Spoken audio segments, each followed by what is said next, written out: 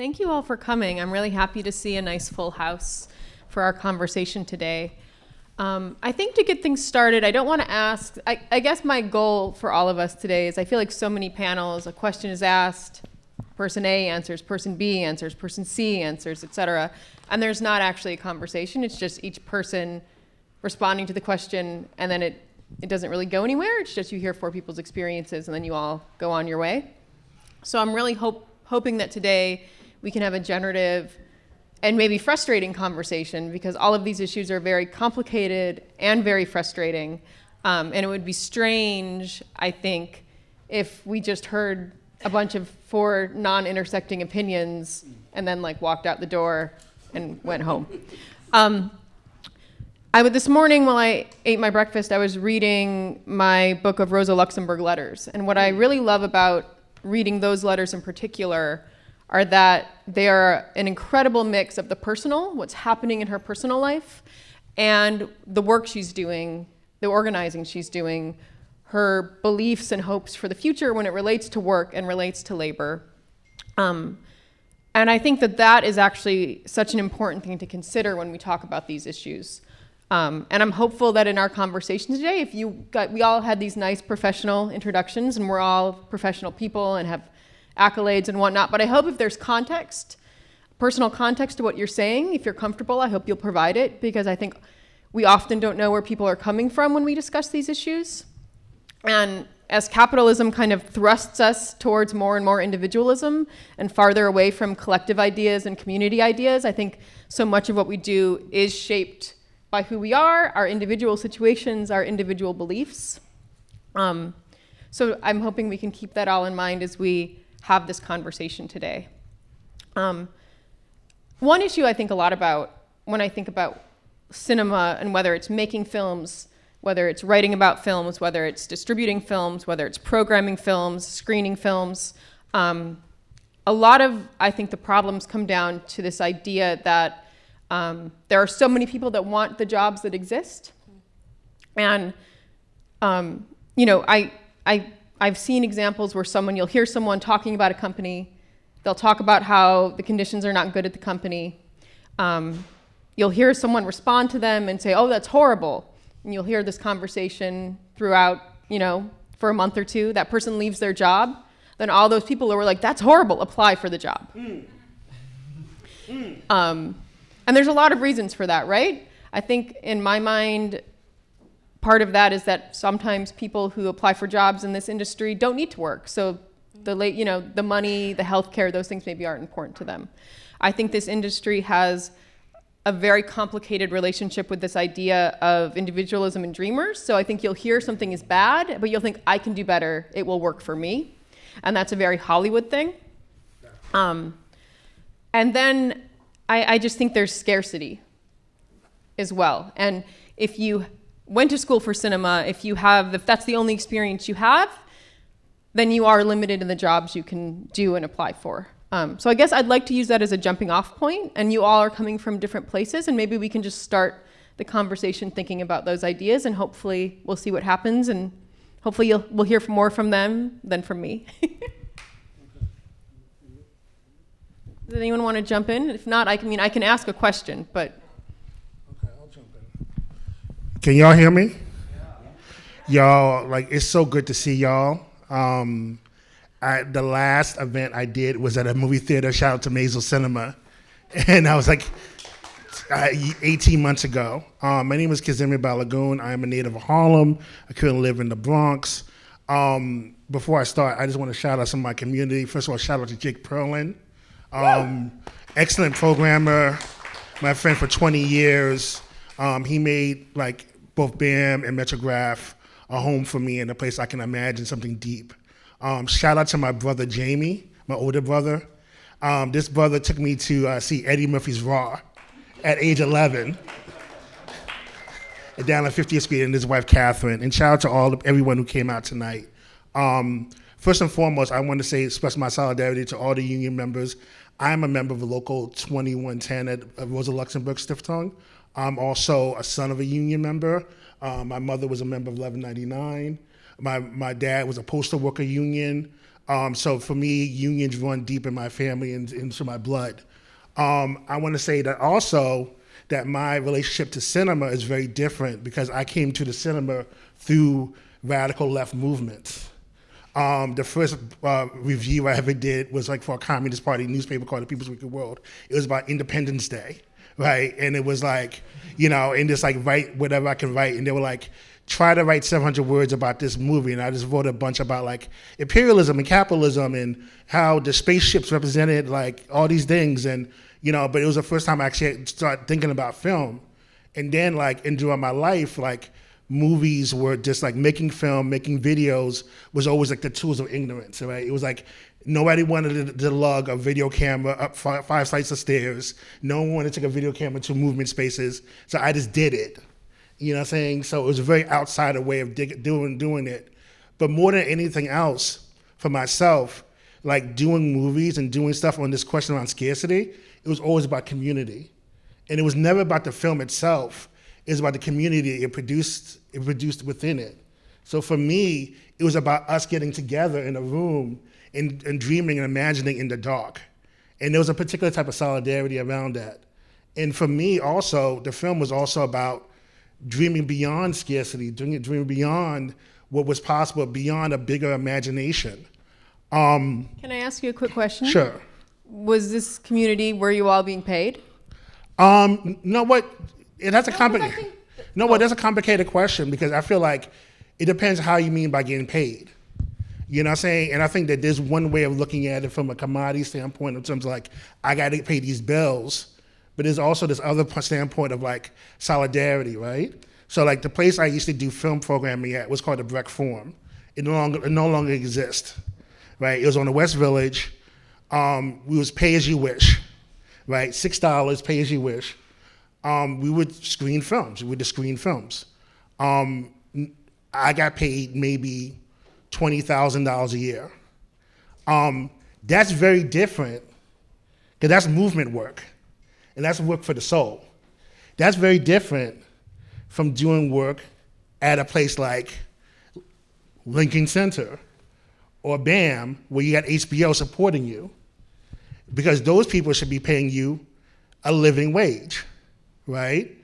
And I'll finish up here, and I will really be really brief, because what I really want to talk about was the fact that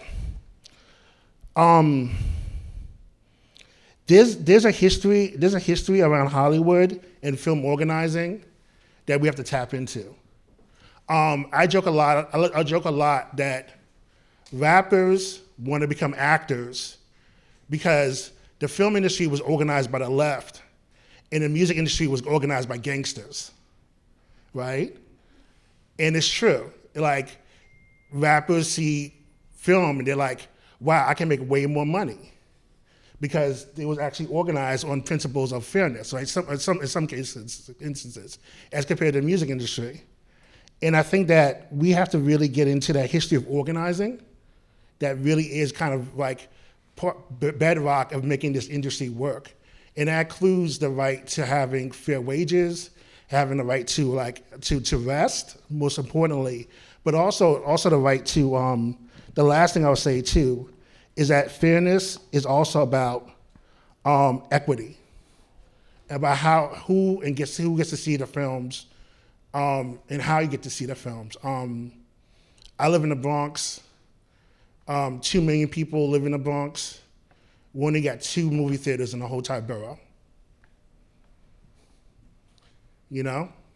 So it's like, when you're talking about seeing a movie, where's the equity in terms of that too? So it's a two-sided thing. But I'll say more later. I already talked a lot. I'm sorry. I Don't apologize. I'm sorry. I have not talked in like a year and a half to real people. I don't know what this means anymore. I don't know what I'm doing. But this is dope. I'm glad we're here. I think your point about, when I think about cinema's workers, I mean, cinema is such an amazing term because it means the product that's being made, the film. It also means like the process of making the film itself. And it also refers to the space where films circulate, the cinema house. And so to me also, when we're talking about working in the film industry, there's all of these different registers that the industry operates at. And my own personal experience is from film festivals, and film festivals outside of New York City as well, so outside, like in the periphery, so to speak, but still in the US. And so to me, a lot of the problems, like when we were talking about, like even this conversation about like, what does it mean to get paid? What does it mean to create value?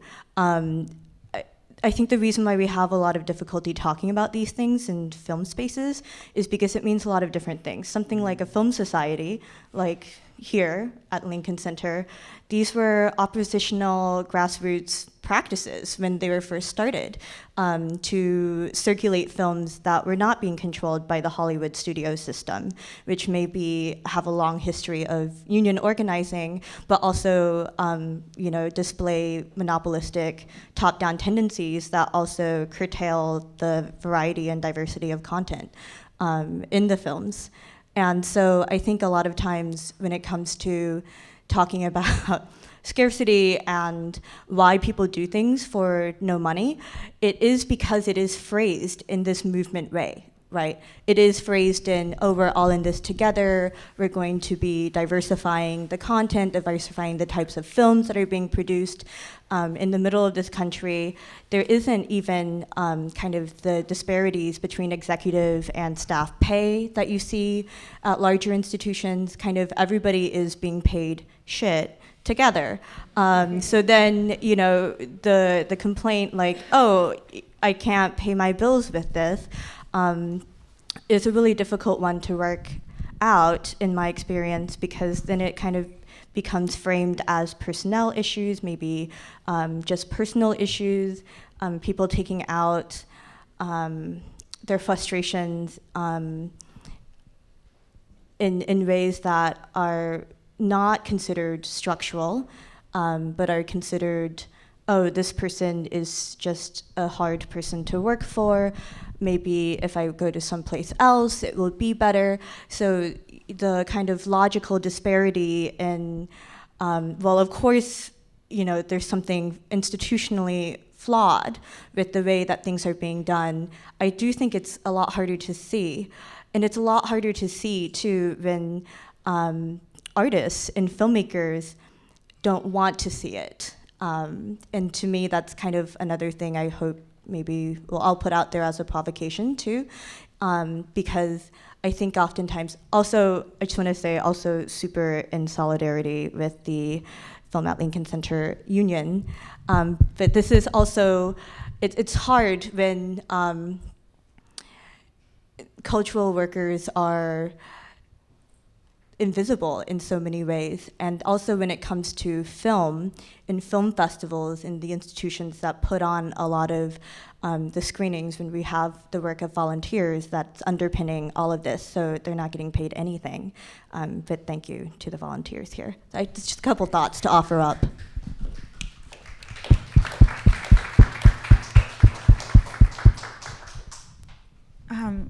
Yeah, I guess first of all, I want to echo Abby and just say thank you. Thank you to all the organizers and everyone for coming, and thank you to all of the Film at Lincoln Center union workers who have made this entire thing possible, and who are currently in their first contract campaign and facing a lot of pushback from management, specifically around issues of healthcare for people who work in the theater, which is a high-risk position at this point in a pandemic, and they deserve healthcare for that. And also some workers in the union are currently being paid $15.50 an hour, which is just over minimum wage.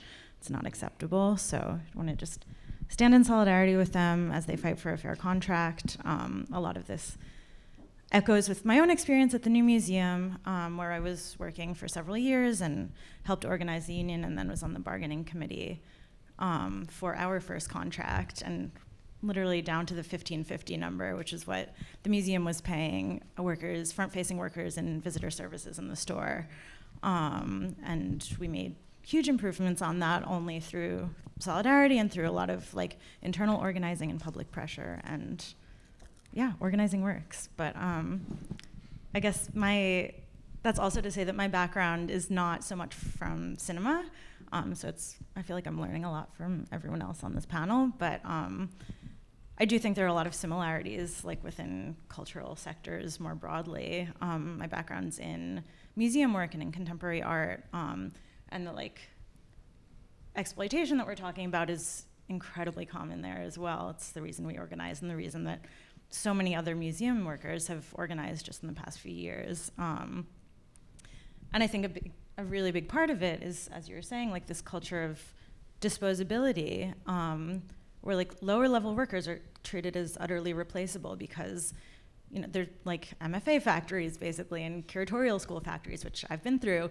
And so many people come out of there wanting jobs and having debt. And like, there's a limited number of jobs, so they're incredibly competitive, and that allows management to pay people very little, to work them to the bone, so you burn out, and then they just get a new one. Like I can't tell you how many times I've had coworkers at the New Museum and other places say like, yeah, you know, like if I can't do this, you know, they're telling me like there's 20 people out the door like ready to take my job, so I should just be grateful that I have it. And I think that's a huge problem. It's like we're expected to be lucky to have these jobs and to just take what we get, and that's, I mean, it's deeply exploitative, and it's why people are organizing. I think the other point that's being brought up about like getting paid for your work versus like doing work for the movement, it's a really complicated one, and one I've been thinking about a lot. And I don't have a clear position on it, honestly. I think there are cases in which like you do this work for solidarity, and because you can't expect to be paid because who's going to pay you? And it's a funny thing because my job now is as an organizer for a union. I'm literally paid to organize, but like I think broadly speaking, it's like if people are going to give you money to do the work, then it's maybe not anti-capitalist work. And so it's tricky, but then I also like, as an organizer, I work primarily with workers who are organizing unions at nonprofits, and especially sort of like social service mission-driven nonprofits, and like the intensity of the like messaging there being like, not only like you're doing what you love, which is sort of the like cultural sector thing, but like you're keeping people alive. You're like providing critical services that the state doesn't provide, and so you need to work 12-hour days, and you need to not take your vacation for like a year and a half, and et cetera, because like people are depending on you. And I think that creates a lot of harm, or like obviously creates a lot of harm, but even in these spaces that are meant to sort of like help fix some of the problems of capitalism. One thing I think that kind of connects to a lot of this is kind of social media, right? So the union here uses social media to get their message across. It's become a tool of activism, of informing people, of kind of being able to reach a wider audience outside of your institution. I see many of the museums in the city that are unionizing using Instagram, using Twitter. But I think, and obviously the big union strike too, there's a great Instagram account where you can just read stories of troubled productions of exploitation, which is really informative. But on the other hand, you also have a lot of what I would call fake solidarity, right? So these tools also allow people to kind of be like, yes, I'm with you, but then to not actually do that in practice. I know I was reading an example of, they didn't use a name, but an actor who spoke out in favor of the strike.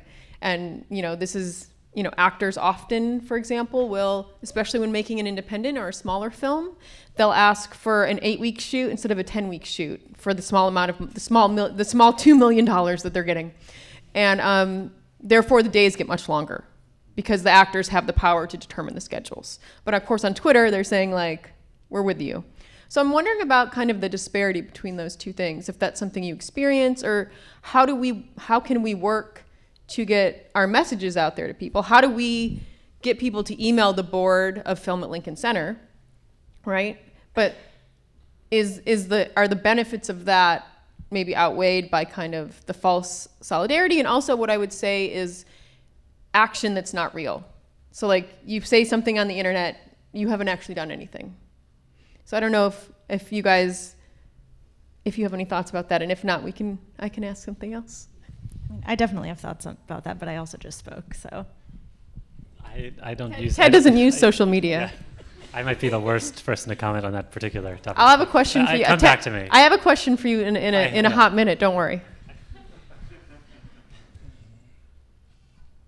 I guess, yeah. Yeah. I mean, it's also interesting from a union perspective, and you maybe are most union centric. Yeah. I mean, I think I've thought a lot about this in relationship to the art world, especially sort of like last summer with like the uprisings around the murder of George Floyd. Like, there was suddenly this burst of social media activity around sort of like racism and other issues in museums, and people sort of organizing around that. And like, it was like, there's something very powerful about making that visible. And I think like, yeah, like building, not quite solidarity as you're saying, but just sort of like community in a sense of like, this is what's happening and it's not okay. But that's like, social media is a component of successful organizing. It's not successful organizing on its own. And I think that's the issue. It's the most visible part. And so it can be really exciting, and it can be like really tactically useful as part of a campaign. I know at the New Museum, we used social media like really consciously because we knew that management didn't give a shit about us as the workers, but they cared a lot about their public image. And so that was one way to sort of like tap into that and like create pushback. But if you're not organized internally, if you're not having conversations with your coworkers, if people aren't together prepared to like walk out on a strike or whatever, you're not going to go anywhere. And I think that was the sort of disappointing and to me kind of predictable thing about the like social media organizing the art world last summer is like it just kind of dissipated because you're not really like building connections, you're not building trust between people, you're not building solidarity.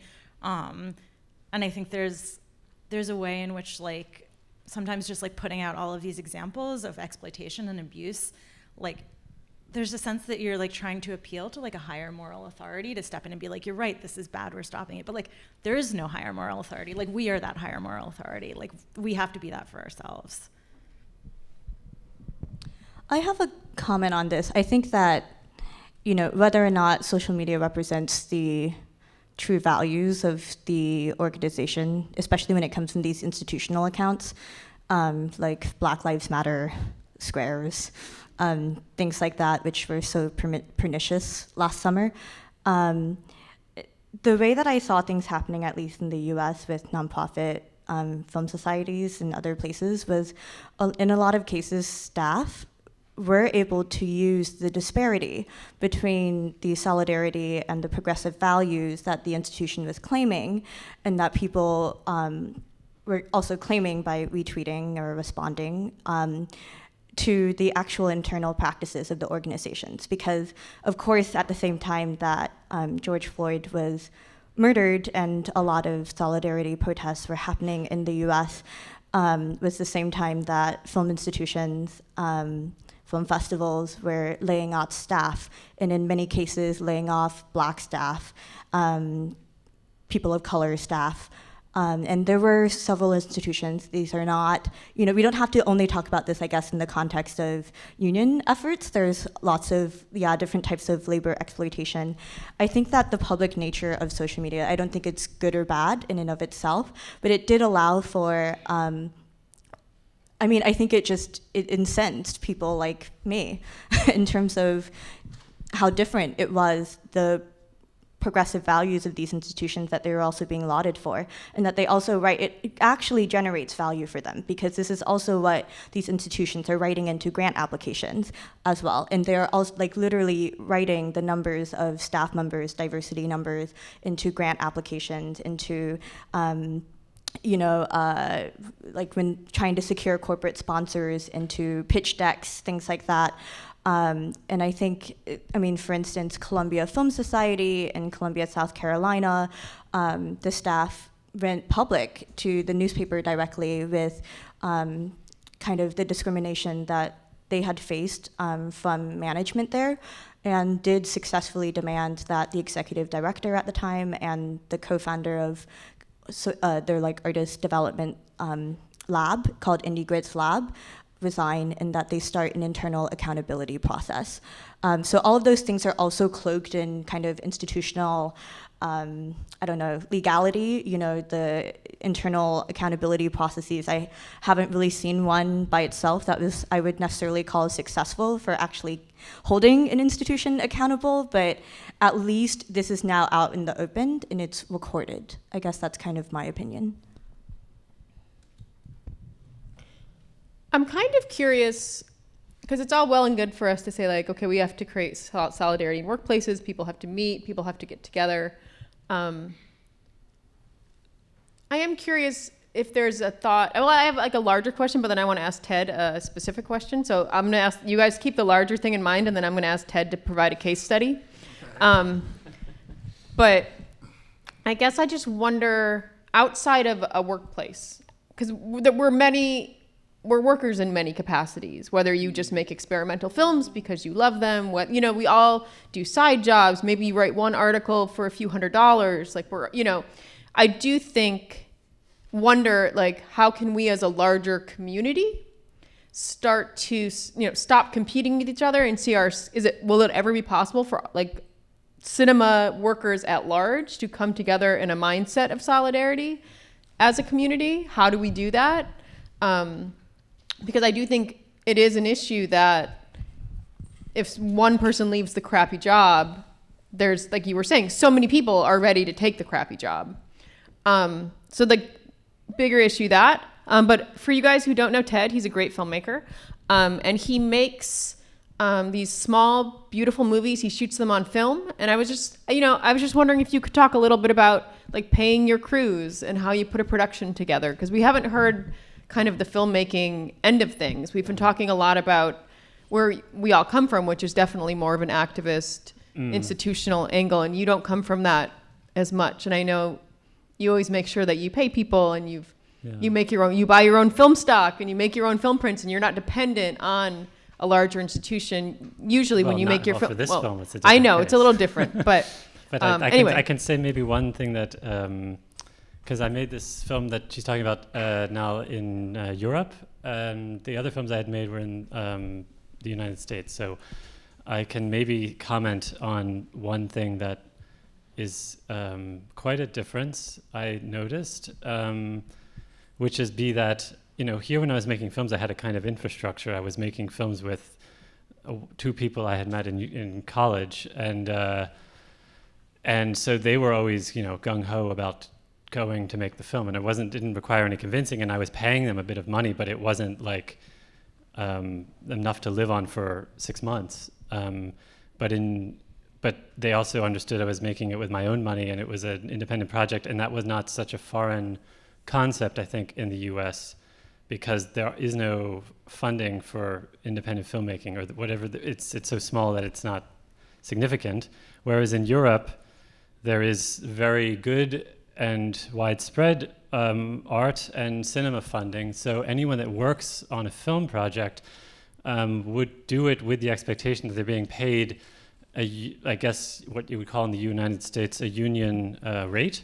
Sort of an established industry fee. And so when I was trying to make this film, there was a kind of portion we filmed before I had a budget, and there was a portion we filmed after I had a budget. And before I had the budget, I was trying to kind of recreate the thing I had in the United States and kind of get people interested in it. And it was very difficult to say to people, I want you to work for 4 or 5 days, even if it was short days, but I can only pay you a kind of symbolic amount of money. And that was very difficult. And I'd managed to do it, but it was not as easy as I had maybe anticipated based on working in the United States. And then, of course, once we had a budget, it was a different story. And we were paying people, and it was a little bit easier. But I also make films with very small amounts of people. So, that also makes a difference, that I don't want to have I make films where I do lots of things as well, carrying the camera or the tripod, and I'm involved in, I guess, like the manual labor of film because that is important to me.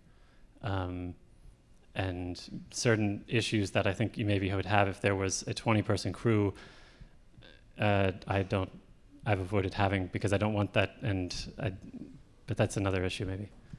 So I don't know if that is illuminating. No, I think that's. I can say something else too, but no, I think that's perfect, and it actually does get to this point, right? How do we in this country then get people to expect more, if that makes sense? Well, I think we need to. Can you hear me? I think we need to demand more. You know what I'm saying? I think we need to demand more. I think we need to demand more of our government in terms of supporting things, and like when realizing that we just came through a pandemic, and art got us through this pandemic, right? And so all these movies we saw, all these things that we kind of like were watching and stuff like that, we got through with it because we're watching these things occur. Now, my thing about it is, I look at it from this perspective, right? Like, there used to be this great service called Canopy, right? That was like, you go to a public library. It still exists outside of New York. Yes, it still exists outside New York, but in New York City, they canceled it. You know what I'm saying? You talk about cancel culture, they canceled Canopy. So like one day I was watching the whole entire Marlon Riggs series, and then all of a sudden out of nowhere, they just canceled it. Canopy was a free online service. It was linked through libraries. You had to have a library and card. technically, libraries paid for it, and Right. it was extortionate for libraries. So there is a profit motive. It's a for-profit company behind Right. all of this. But even still, even though it's a for-profit company, like the fact that I was able to see it was amazing, and I got to see films I never saw before, right? But like they got rid of it. So like my thing about it is like what if one of the demands, in addition to justice for the workers at these spaces, we demand like Netflix pay 15% of their profits to fund Canopy so that we can all watch foreign films at home.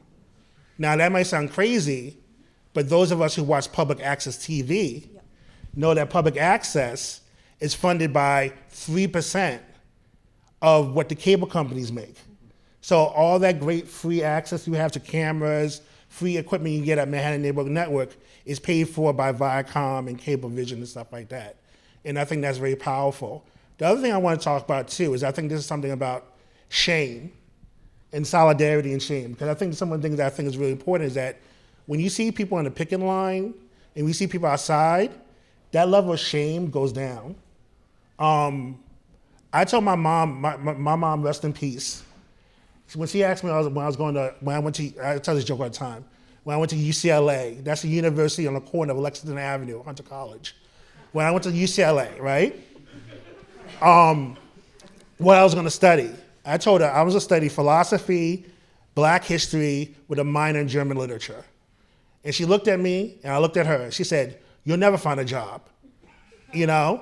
And I was like, "Oh shit, word?" And I didn't think about it. I was like, whatever, this is why I want to study, right? I'm gonna do it anyway, right?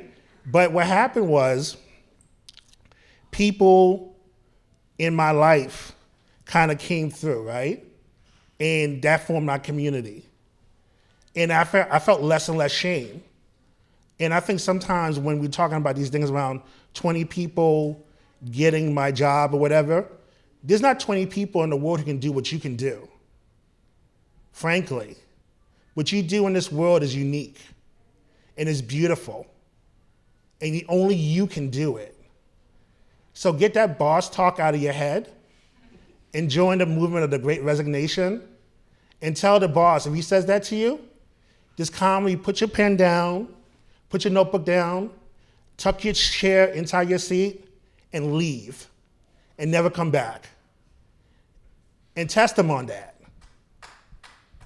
You clap. Just leave. You know what I'm saying? And what you're finding right now is people are leaving. People are leaving. You know? Because the thing about it is more of us than there are of them. And that's just the simple fact of it. They're going to keep reminding you of that. They won't get on your side and say, listen, you are so special. You're not like the other people. Don't look at her. Look at me. Me and you. We're gonna make it. And they go to you like, this guy over here, he's an idiot. I love you. But what's gonna happen when I just step outside for a second and you two talk to each other? What's gonna happen? Uh-oh. And we haven't spoken to each other. Talk to your friends. And also, last thing I'll say, have a good fun talk about how much money you make at the job. Well, that's something, how do we get beyond that? Like, because money is just not something we talk about in this country. I think we talk about sex, we talk about drugs, we need to talk about money. And not front on money. You know what I'm saying? And just be honest about the money we have right now. And if once we're honest about the money, we realizing we got a lot more in common than we got. I think probably, this is probably like, we're in $1 million facility. This is probably a $1,000 panel. You know what I'm saying? I don't know how much you make. I'm not trying to make funny. I'm just trying to make a fun thing. But I'm saying, I'm being honest. Maybe if we just talk about the money a little bit more and just be honest with each other, then we'll be able to have these kind of facilitated, movements of solidarity. But that's a lot with the vulnerability too. Yeah, absolutely.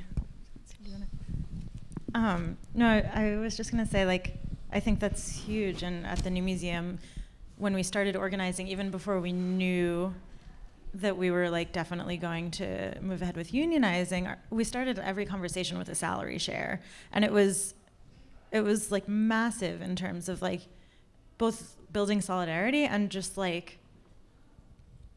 helping all of us understand how much all of us were being fucked over.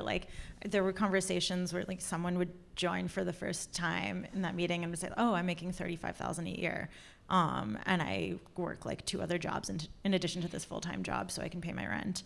And it's just that's obscene. It's those of us who when I was hired there, I was making $45 a year, and I was I can't live on this. I don't know how you can live on 35.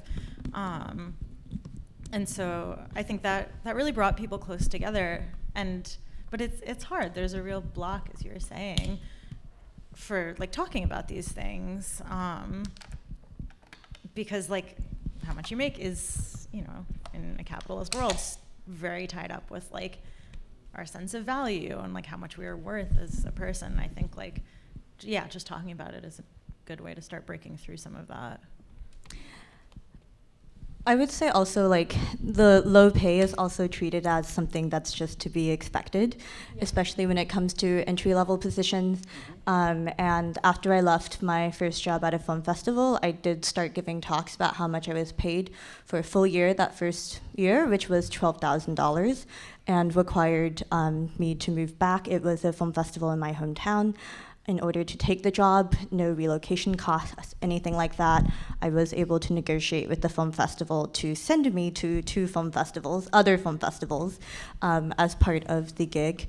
But the only reason why I could afford to do that job is because I was still doing wedding photography, and I had savings from waiting tables in New Orleans, perhaps even, and this was, but also, I didn't even realize how low I had accepted until I started reading grant reviews for other organizations, because it had always been told to me oh, you can't compare your salary to people working in New York, LA, it's different, we can't afford any of this. But then I started doing grant reviews for organizations that were also located in the middle of the country.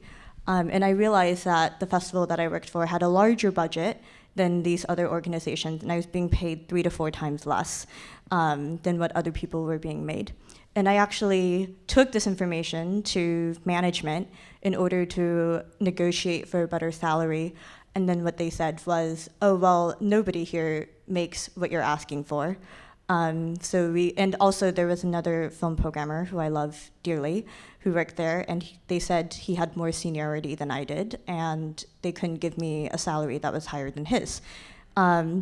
And so this is when I realized like you really need to advocate together. Otherwise, people do put you against each other. I would say also kind of the thing, so I have seen recently like pay rates, and this even applies for people who are being asked to do one-off gigs, like speaking on a panel. This is creating value for Film at Lincoln Center right now, everything that we're doing. And I also used to do a lot of these things for free. I mean, it's kind of at every level of what we do. And so one thing I am working on with a group of friends who are all in the industry is to even do a like indie film speaking gig pay rate chart, because this is not, you know, there's all these different types of labor that go into putting on a festival like this. It's not just staff. Like I said, there's a lot of use of volunteer labor. There's a lot of use of contractors and freelancers. I don't even know, like, what is this even called? Like, I don't even, Well, yeah. Were you guys paid to do this panel? Yes. Do you mind saying how much? $100. $100. This is also the lowest paying, and this is another thing. This is the lowest paying panel that I've accepted in 2 years. And it is institutions like FLC that get away with it. The more prestigious they are, the less they can get away with paying people. I mean, the more they get away with paying people less. And I guess another thing on like this conflation of like, or the separation of material, like of financial pay from value. This is actually what's driving the IATSE Chance of General Strike, because it's actually about streamers and the fact that streamers are not required to pay the same union rates as studios. And at least in my specialty in documentary film, this is an especially big issue because very few people, I see some heads nodding in the audience who work in the documentary field, are unionized. So even though we work in an industry, rather independent, like Ted's non-profit motive way of working, to people who want to make films that sell and are distributed and circulated widely, that's actually not evenly applied across all fields. But very excitingly, Jigsaw, Alex Gibney's production company, which was part of like, if you're in the documentary world, there was this thing called Tigergate that happened last summer when Matthew Heineman, who made films like Cartel Land, was a co-director on a HBO docuseries about Tiger Woods, and there were questions from the documentary film community about the, I guess, continuing to still platform white filmmakers making films about non-white people and profiting off of it. And what's really interesting is that production company, Jigsaw, the staff that are all there, who are freelancers who work across multiple projects, have formed their own union, the Jigsaw Freelancers Union. And this is, to me, actually quite exciting when it comes to documentary film. But it is an effort at trying to at least, you know, if the film is profiting, if the projects are profiting, to connect that back. And for us, I feel like in like nonprofit institutions, like we need to also think about value a little bit more broadly than just something that makes a lot of money. Like the product that's being created is not an object, not a film that can be circulated, but it's still an object. It's, I mean, not an object in the material sense, but it's still a product nonetheless. One, I just wanted to add, because you had mentioned, I think, like sort of entry-level positions and this pay rate, and something that I guess I could add maybe is that I've always been surprised by how even with people with highly skilled positions, the institutions want to pay them less, even if they.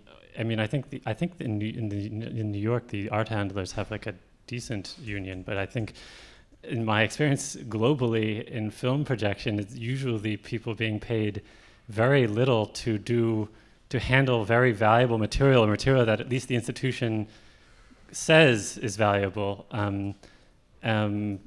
And I don't know. I've never understood why that is the case, but it's very frequent.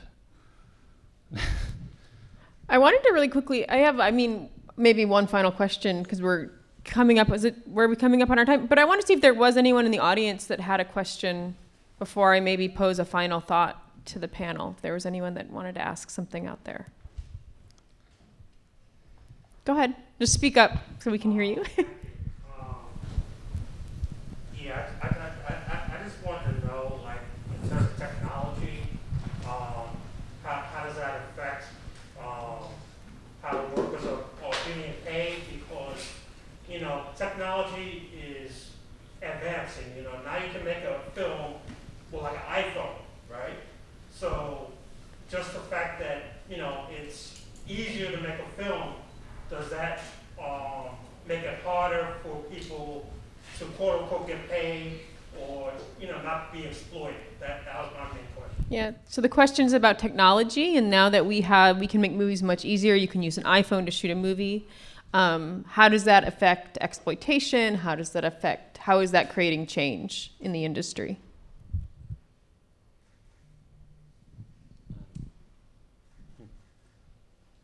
I don't think that the camera would change whether or not the crew should be paid. I mean, maybe people can make films with smaller amounts of people, but they should still be paid. But I don't know. And maybe there are other people out there making films solo, but I think globally or generally people are still making films. Sorry, yeah. I guess I'm not on the panel, but I might chime in with one small thing, which is just that there have been a disturbing number of articles about how now that people are working from home, which some people like and some people don't like, right? Because we have this technology, we have these computers that allow us to sit in our homes and do our jobs. That companies want you to work, instead of your commute, they now want you to work that hour or work more hours or get paid less. So I do think technology, hypothetically, is supposed to make things better, but then it's usually exploited. I highly recommend a movie called Heroes for Sale by William A. Wellman. It's from the early 30s, Great Depression. But in it, there's a group of laundry workers, and they come up with an invention, a machine that makes doing the laundry work easier, and they actually get their boss to agree to this amazing contract wherein the machine will make their work easier, but everyone will work less and get paid the same, and it is great for 5 years. Well, it's also the story of and then cinemas. The owner of the laundry dies, and then they all get fired. I mean, it's the story of cinemas in that they wanted that the evolution of film projection technology is to have fewer projectionists for more screens. So that way the theater has to pay fewer people if you have a 5-plex with all digital projectors, then you just have to pay one person. And so people then lose their jobs in that sense, and it's maybe not always the best to only have one person running 5 films, even if they're all digital, for a variety of reasons. So that's a thing too. This is interesting when it comes to just because I think camera technology is easier or more readily available, does that necessarily actually make it easier to operate?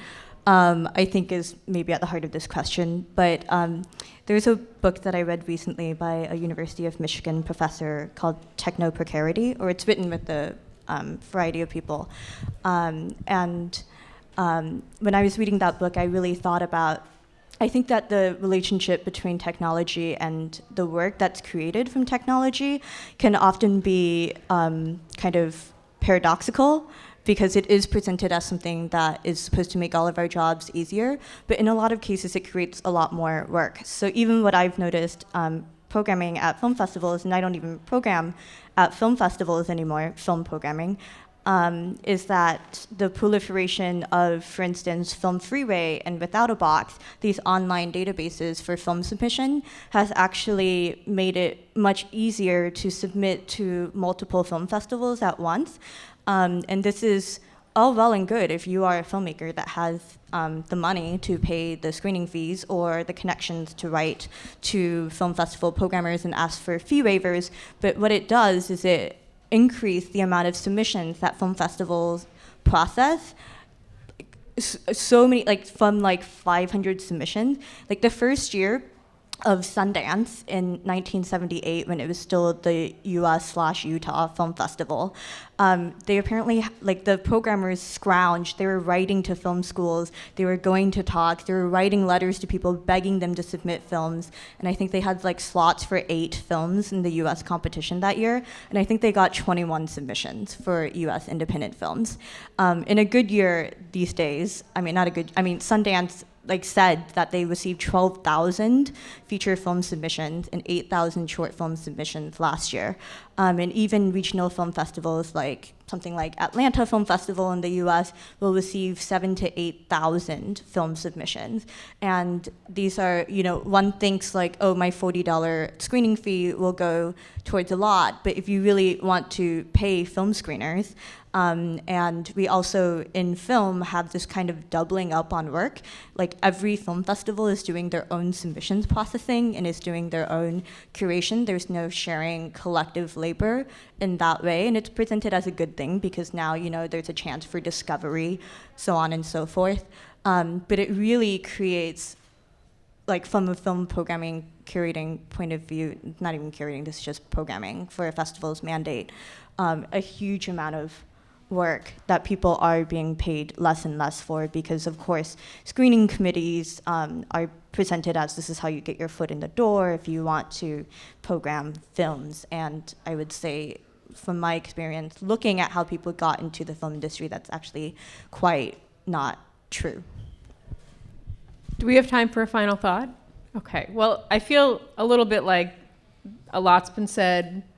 Some ideas have been presented, but we still are in a shit situation. Can I just also double up on Kazembe's, the alternative TV movement, though, for public government and educational access TV, not just actually in the US, this is quite interesting. Cable companies had to fund 3 separate public access kind of channels, but it is also something that's eroding because we have forgotten the activism that was done, and this public access around the world was done this way by activists.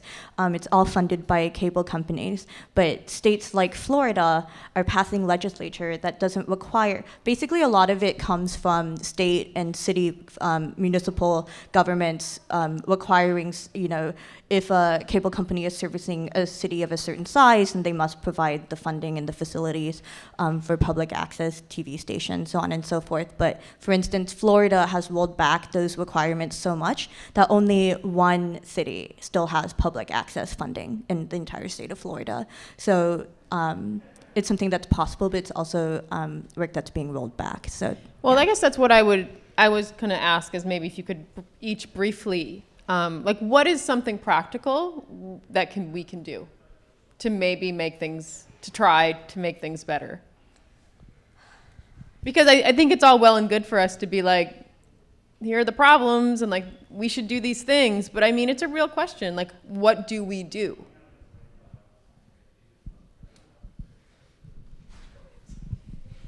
Well, I think people could make smaller films, and then they have, I think they could make smaller films, which creates a different structure, and then it creates. Yeah. But it's harder to make smaller films than bigger films. I don't agree. I mean, if you want to make, but people should have. I always feel that people should have the budget that they have, the budgetary constraints they have, should be in harmony with the kind of film they want to make. Like Dorsky, who I think makes 20-minute abstract silent films because that's what he can afford on his salary of documentary editor. And I think that, so if a filmmaker has the vision of making something that requires means beyond what they have, then there's an imbalance there that they should address.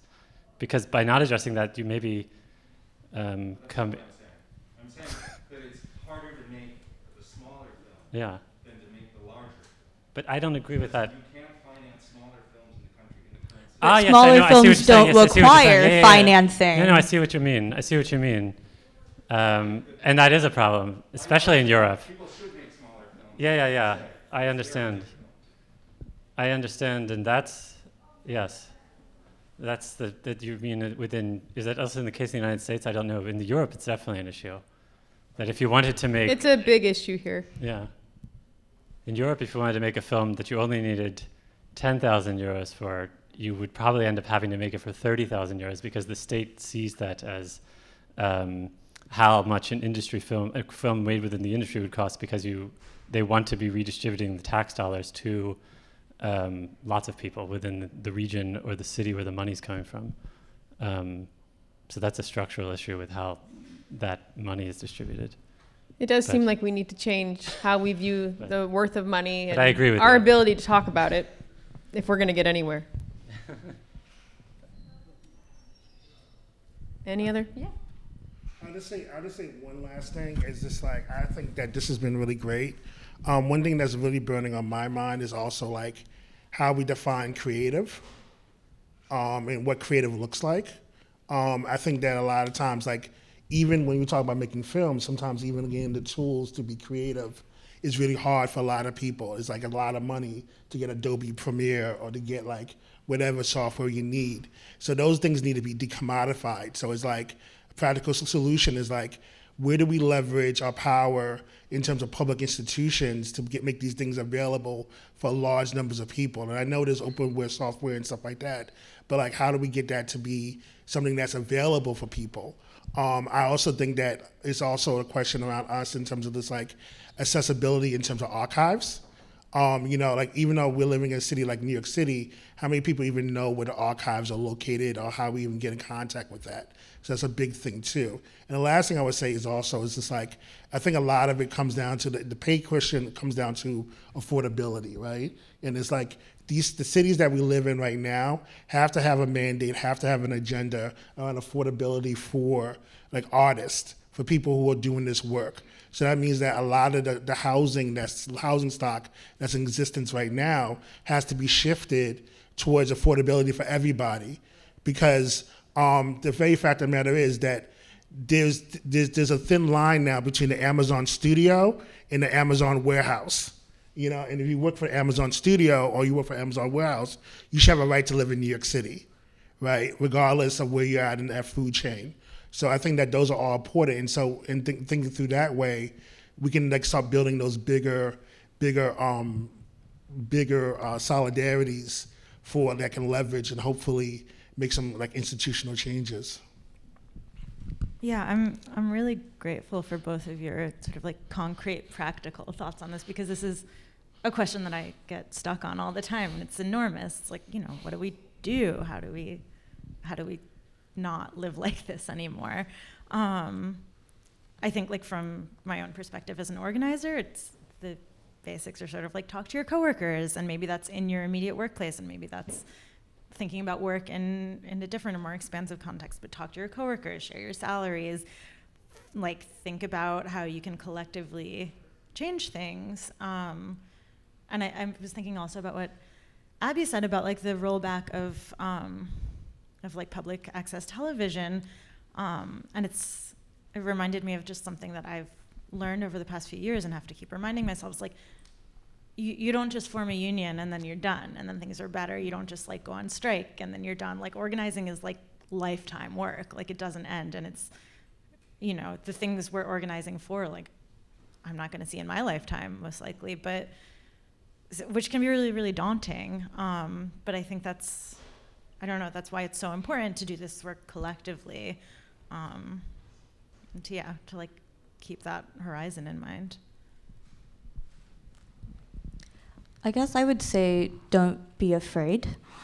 I've felt like I kept myself in a bad workplace environment for a long time because I thought I would be blackballed in this industry. And all of my coworkers said, it's so horrible. I mean, we all understood that we were going through something together, but the institution that I worked for was so beloved by other people in the industry that I thought that any sort of leaving and then speaking out about what it felt like working there would be seen as a betrayal, not only by people who were close to the co-founders of that film festival, but also just by people who loved the festival as vacation or as a place for them to see cinema, that I would be disturbing this myth for them in some way. And I realized that by staying silent, I was then complicit in maintaining this myth. And so after I left, I did fully expect to never find work again in this industry. And I'm not saying that workplace retaliation is not real. And there definitely are people who I would assume would never hire me or ask me to do things for them. But also, I started realizing that some of those people who had told other people that they would never hire me did in fact start inviting me to be on their film festival juries and to speak on their panels, because what I was saying was also useful for them as an institution to claim. And this is kind of the myth that everybody uses to keep people silent. I'm not saying it's easy, and I'm not saying that, I didn't have a salary for months and months and months. And I wasn't being funded by my parents. I got severance pay, basically, is what I was living off of. But I survived. And in fact, my career has only taken off after that. So I just try to encourage other people to really know your own worth. Yeah, sure, they're going to replace you at your organization, but you're also going to move on to bigger and better things. So don't be afraid. And maybe I'll go out on a limb and end this panel by letting everyone know I gave my 2 weeks notice to my job last week. Shit. Yay, Gina! Give me 5. Yo, we're all about to quit right now. I'm about to quit tomorrow. Can we form a film festival here? The Quitters Film Festival? I'm serious. Thank you guys very much. Thank you. Thank you.